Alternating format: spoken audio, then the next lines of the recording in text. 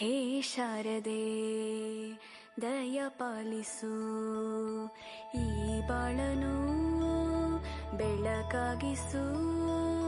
ಹೇ ಶಾರದೆ ದಯ ಪಾಲಿಸು, ಈ ಬಾಳನು ಬೆಳಕಾಗಿಸು. ನಾಳೆಗಳ ದಾರಿ